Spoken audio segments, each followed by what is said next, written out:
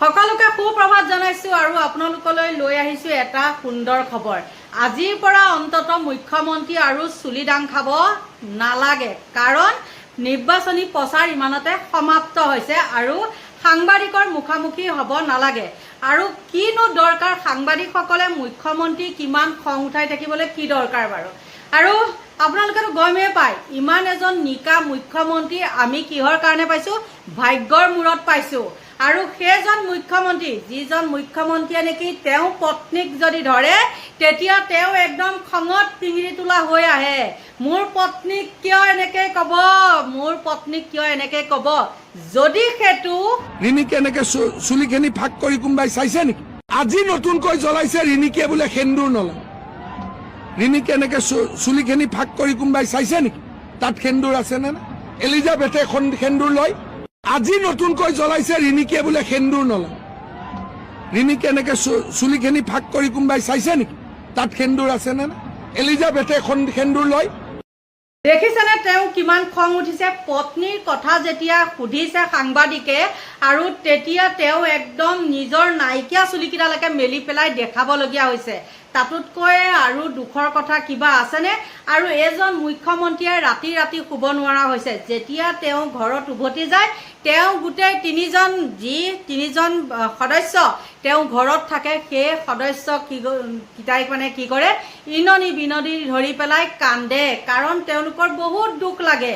তেওঁলোকৰ স্বামীক যেতিয়া তেনেকুৱা প্ৰশ্ন কৰে, তেওঁলোকক লৈ প্ৰশ্ন কৰে, তেওঁলোকৰ তেতিয়া খুব দুখ লাগে আৰু সেইকাৰণে কান্দে।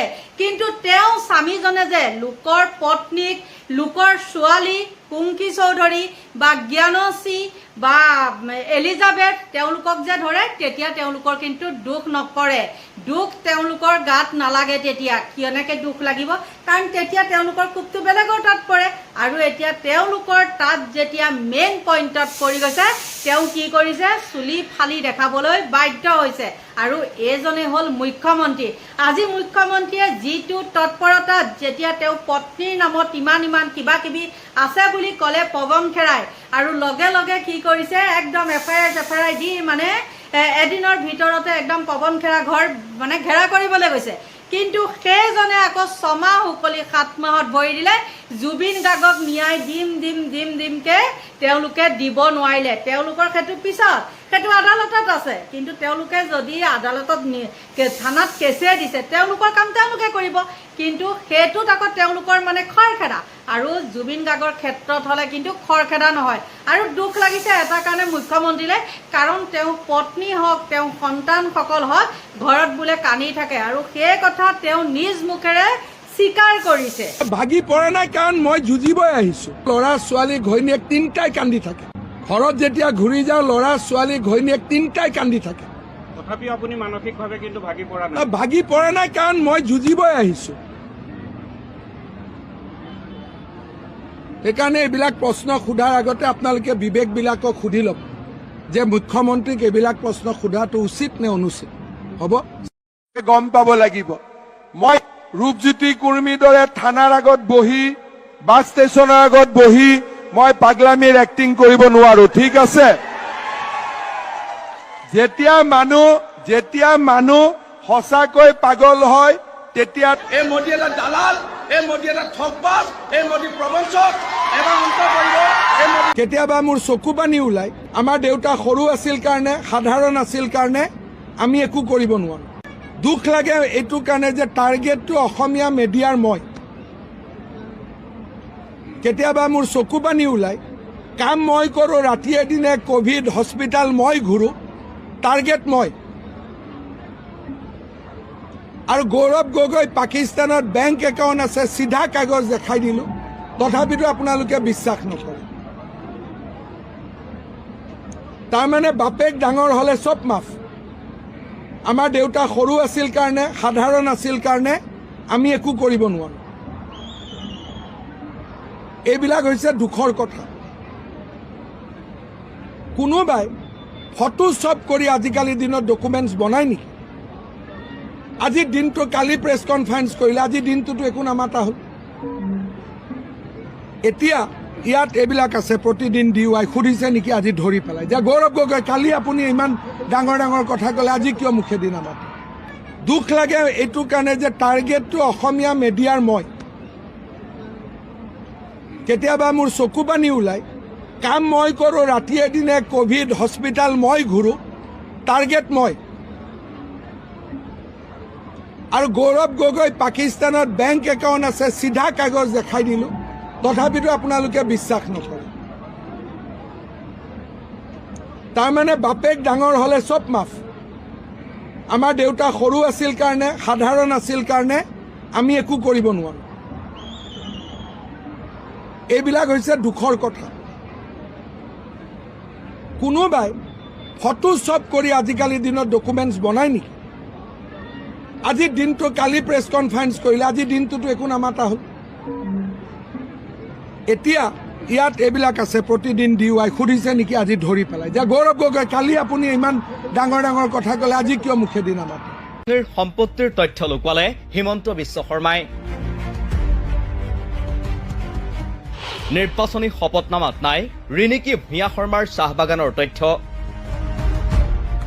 গোলাঘাটৰ ভগৱানৰ চাহ বাগানৰ মালিক মুখ্যমন্ত্ৰীৰ পত্নী চতুৰতাৰে কোম্পানীৰ তথ্য গাপ দিয়াৰ চেষ্টা মুখ্যমন্ত্ৰীৰ নিৰ্বাচনৰ বতৰত মন্ত্ৰী বিধায়কৰ পত্নীৰ সম্পত্তিৰ হিচাপে চকু কপালত তুলিছে অসমবাসীৰ ৰাজনীতিকৰ পত্নীৰ হাতত এনে কি যাদুদণ্ড আছে যাৰ বলত অবাধ সম্পত্তি গঢ়িব পাৰি সেই ৰহস্য জানিবলৈ উদ্গ্ৰীৱ হৈ আছে সৰ্বসাধাৰণ জনতা তাৰ মাজতে খুদ মুখ্যমন্ত্ৰী হিমন্ত বিশ্ব শৰ্মাই বিশেষ কৌশলেৰে পত্নীৰ চাহ বাগানৰ তথ্য গাপ দিয়াৰ গুৰুতৰ অভিযোগ উত্থাপন হৈছে মুখ্যমন্ত্ৰীৰ পত্নীৰ অবাধ সম্পত্তি এইবাৰ বিৰোধীৰ প্ৰধান নিৰ্বাচনী ইছ্যু এই সম্পত্তিৰ ভিতৰত আছে চাহ বাগিচাও ৰাজ্যৰ কেইবা স্থানতো আছে মুখ্যমন্ত্ৰীৰ পৰিয়ালৰ মালিকানাধীন কেইবাখনো চাহ বাগিচা তাৰ ভিতৰত অন্যতম হ'ল গোলাঘাটৰ বৰপথাৰৰ ভগৱান চাহ বাগিচা মুখ্যমন্ত্ৰীৰ পত্নীৰ কোম্পানীৰ নামত আছে ভগৱান চাহ বাগিচা আমাৰ হাতত থকা তথ্য অনুসৰি 2020 চনৰ 7 অক্টোবৰত গঠন কৰা হৈছিল এটা বিশেষ কোম্পানী কোম্পানীটোৰ নাম হ'ল ৰাধাকৃষ্ণ টি ষ্টেট LLP এই ৰাধাকৃষ্ণ টি ষ্টেট LLPৰ ডেজিগনেটেড পাৰ্টনাৰ হ'ল মুখ্যমন্ত্ৰীৰ পত্নী ৰিণিকী ভূঞা শৰ্মা আৰু মুখ্যমন্ত্ৰীৰ পৰিয়ালৰ ব্যৱসায়িক সহযোগী ভাস্কৰ শৰ্মা কোম্পানীৰ ঠিকনা হ'ল মাধৱ ভৱন খ্ৰীষ্টান বস্তি GS ৰোড